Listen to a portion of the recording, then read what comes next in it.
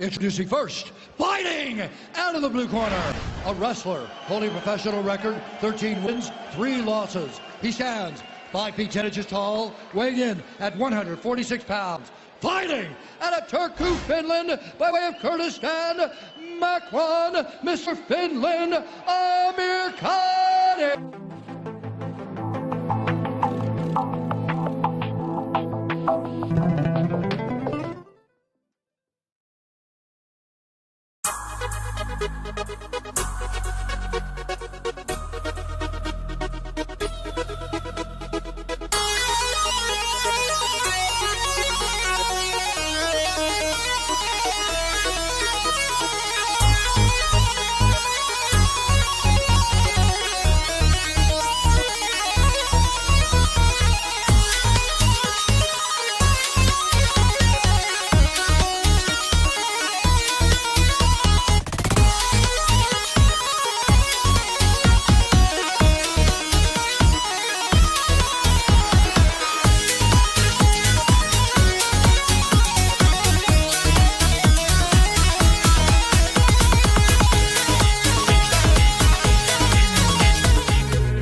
هيداد هي بيدان اي كز ديانياو اي كز لدردكاس ويخبر دانياو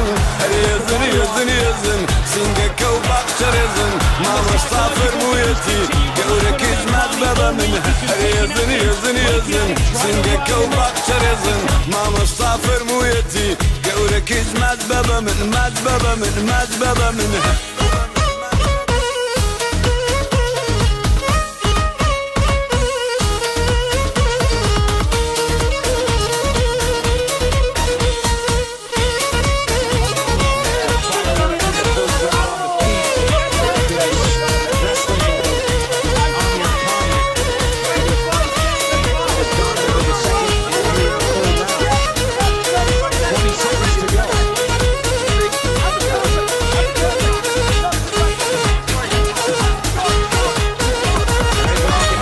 شاي قراني سمعتك يا ممكاني عرقي قونكاني خوش للا آوي كاني شن خوش ميوان بي يا من ضمن ميواني زلفو باتشم تيكو بي ودمان قشو كاني ودمان قشو كاني هيداد هي بيداد اي كز دياني ياو اي كز لدردكاس ويخبر دارني ياو